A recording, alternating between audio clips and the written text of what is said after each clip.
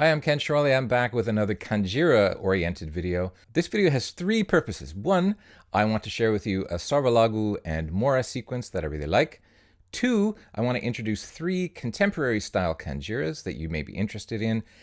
And the third thing is I want to show you a very simple little, it's not a hack, it's just a little addition that I found to improve the sound of these contemporary Kanjiras. So if you are a Kanjira player, you know that the traditional style instrument like this one is made with lizard skin, the monitor lizard, and as this animal is on the endangered species list, you can no longer get these types of Kanjiras. So one of the goals of this video is to demonstrate three contemporary style Kanjiras that you may be interested in as an alternative to the traditional. Now, two of these are made by relatively mainstream companies in the percussion world.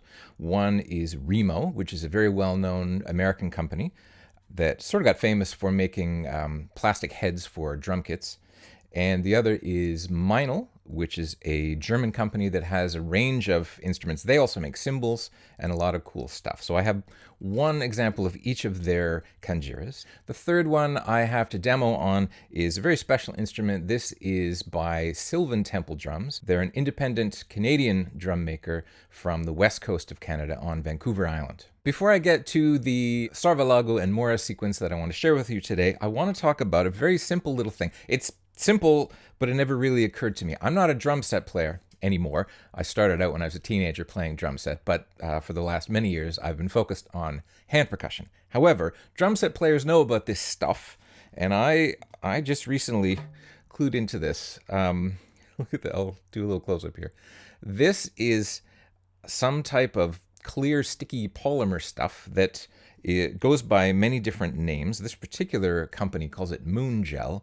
And the goal for me was that when I started experimenting with these contemporary Kanjiras, I was trying as much as I could to replicate the sound, the really punchy, bassy sound of the traditional Kanjira. And I was having trouble. Now, let me just, without this Moon Gel on here, let me give you a sound of this Remo.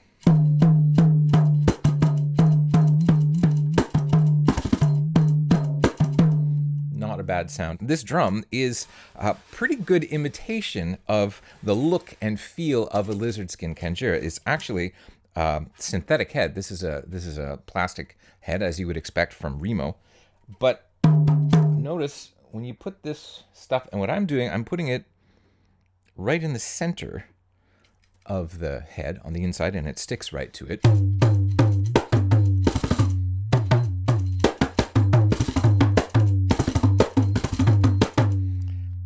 And I'm really liking this sound. It makes it super punchy. It literally drops the pitch. It makes it much more bassy. And this stuff, these little damper pads, which are used for mostly drum kit players, would put them on their tom-toms to absorb resonance. Some people I found out researching put it on cymbals too. And putting this sticky stuff on the inside, to me, makes a really nice addition to this sound. It gives me more of the feeling of playing a traditional Kanjira. I'll demo it on this Meinl. Now this, I should point out, both of these drums, the Remo and the Meinl, have a tuning mechanism, just with a simple little Allen key, and the Meinl has this clever little thing. They actually Velcro the tuning key right to the inside. There's a square of Velcro. And at first I thought that can't possibly stay. It's going to flop around, but it is very solid. When you stick the tuning key in there, it just sits there. Now, one of the things which I find really interesting about these drums is that maintaining tension, and I can only imagine, I don't make drums, but I can only imagine the challenge for drum manufacturers to make a drum that is this small. This particular one is 7.5 inches diameter, and the Remo is very close to a traditional size, which is a 7-inch diameter. It's very difficult to make a drum that small that is also supposed to be that low in pitch. So if I loosen this, because I can adjust the tuning. This particular Meinl Kanjira has a goatskin head, but if I loosen it off too much more than this, it starts to sound flappy. You can hear that it's not holding quite enough tension. And so a little bit, I mean, that's not a bad sound. It's got a great slap sound, but a little bit of this Moon Gel, to me, just gives you more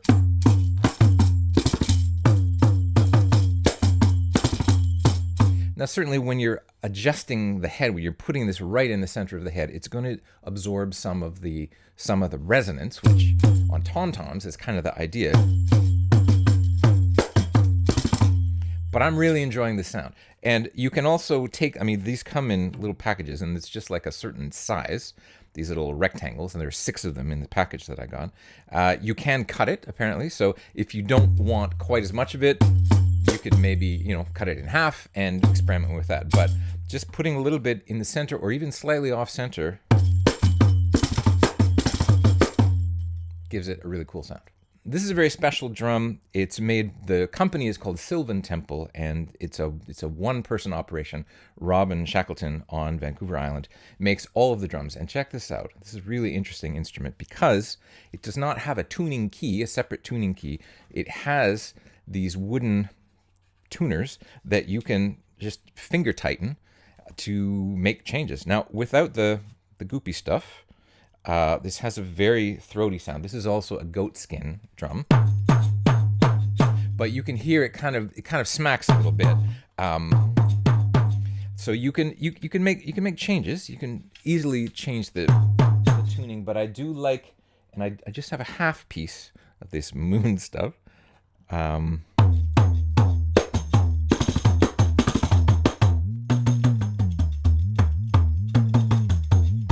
So you can still get the benefit of the pitch bending.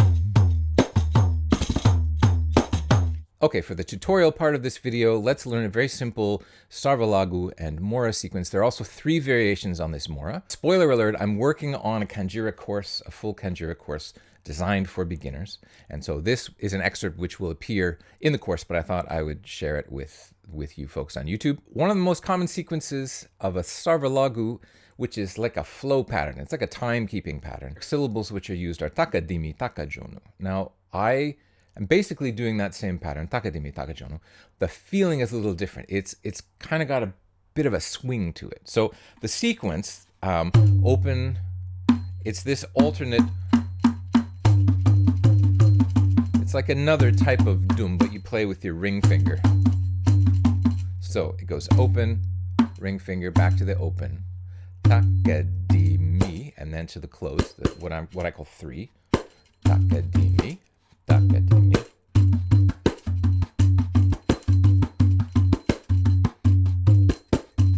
So the takadimi, open, ring, open, 3, and then takajonu, 3, open, open, 3. Takajonu, takadimi, takajonu, takadimi, takajonu.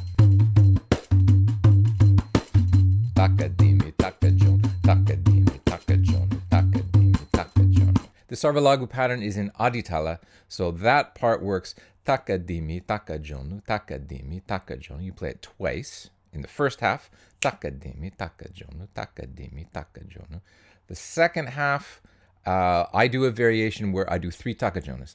Takadimi, takajonu, takajonu, takajonu. Just to mix it up a bit. Takadimi, takajonu, takajonu, takajonu. 1, 2, 3, 4, 5, 6, 7, 8. Takadimi, takajonu, takadimi, takajonu, takadimi, takajonu, takajonu, takajonu.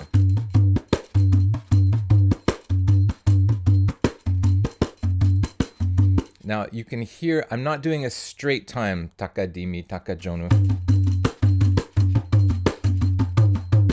You can certainly use this sequence in that way. I'm giving it a little bit of a lilt. Takadimi, takajonu, takadimi, takajonu.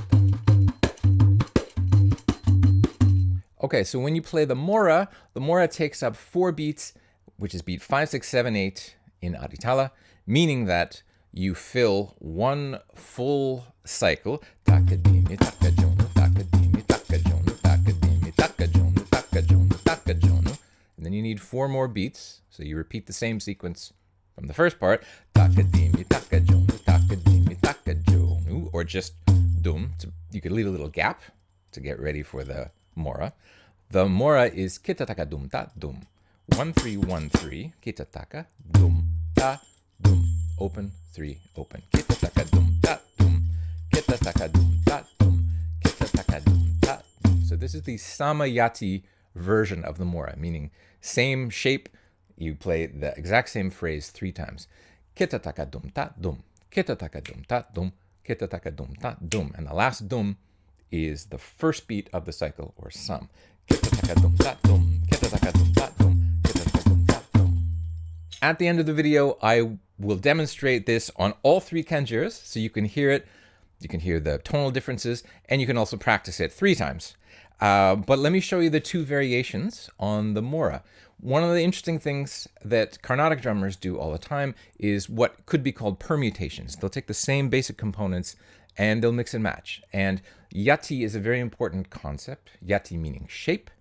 And these 2 versions or variations of the Mora, one has an additive shape, which is called Srotovaha Yati, and the other has a reduction shape, which is called Gopuccha Yati. What you're basically doing is either contracting or expanding the kitatakas. You're not adding anything, but you're shuffling things around. If you think about the Mora, kitataka dum dat dum, kitataka dum dat dum, kitataka dum dat dum. You have 3 kitatakas. Kitataka, kitataka, kitataka. So there's 6 little components. The additive version takes the first kitataka and just does a taka.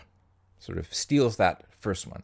So you end up going taka dum dat dum, as opposed to kita taka dum dat dum. So just 1-3, a quick 1-3, taka dum dat dum, taka dum dat dum.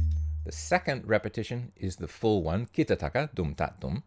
So it goes taka dum dat dum, kita taka dum dat dum, and then that little kita that you stole from the first one, you stick it into the last one, and you expand it. So rather than just having kita taka, which is 4 quick pulses, you have 6 tari kita taka. And that fills out the same amount of space and also gives you the aesthetic of an additive or expansion, this Srotovaha Yati. So the Mora becomes takadum tatum, kita takadum tatum, tari kita takadum tatum. It still takes up the same amount of space. There's still 4 beats in Tala, and it still ends, it cadences in the same place. That last dum is on beat 1 or sum. You're just playing with the aesthetics of the shape. Instead of kitataka-dum, dat-dum, kitataka-dum, dat-dum, kitataka-dum, dat-dum, you change it a little bit. 1, 2, 3, 4. Taka-dum, dat-dum, kitataka-dum, dat-dum, tari-kitataka-dum, dat-dum. Okay, now a similar concept when you do the reduction version. You still are swiping this little kita and you're moving it somewhere else. In this case, you take the one from the 3rd repetition, you grab it, and you stick it on the first one. So you're expanding the kitataka into a tari kitataka. So the first sequence of the Mora is tari kitataka, dum tat dum. Second one is like the original, kitataka dum tat dum. And the last one, you've already taken the kita off, so it's just taka dum tat dum. Okay? 1, 2, 3, 4. Tari kitataka dum tat dum, kitataka dum tat dum, taka dum tat dum. Again. Tari kitataka dum tat dum, kitataka dum tat dum, taka dum tat dum. Okay, so now I'll play through the sequence 3 times and once on each of the drums, so you can hear the differences. The Remo one, the Meinl Kanjira, and the Sylvan Temple one. If you have any questions about this when you get to the end, do leave a comment. If you have not subscribed to the channel, it would be great if you did. I upload videos about rhythm, drumming, and percussion. Here goes the Sarvalaghu and Mora sequence. All right, let's hear these patterns with the Remo Kanjira. I'll do the first one, the Sarvalaghu, and then the Samayati Mora. The second time, I'll do the additive, the Srotovaha Yati Mora. And the last time, I'll do the reduction, the Gopuccha Yati Mora. Okay? 2, 3, 4, 5, 6, 7, 8.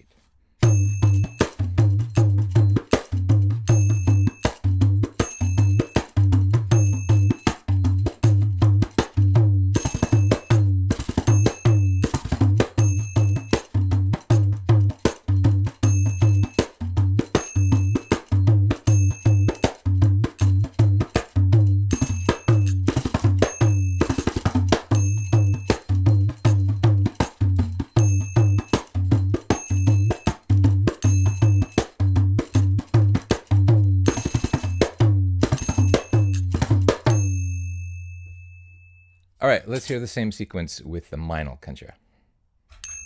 2, 3, 4, 5, 6, 7, 8.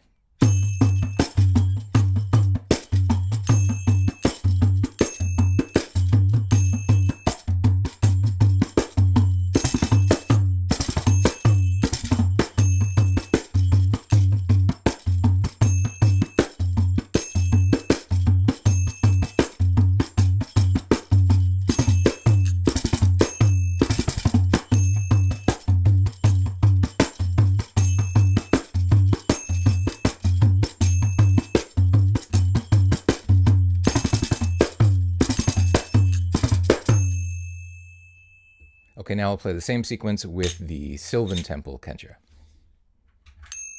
2, 3, 4, 5, 6, 7, 8.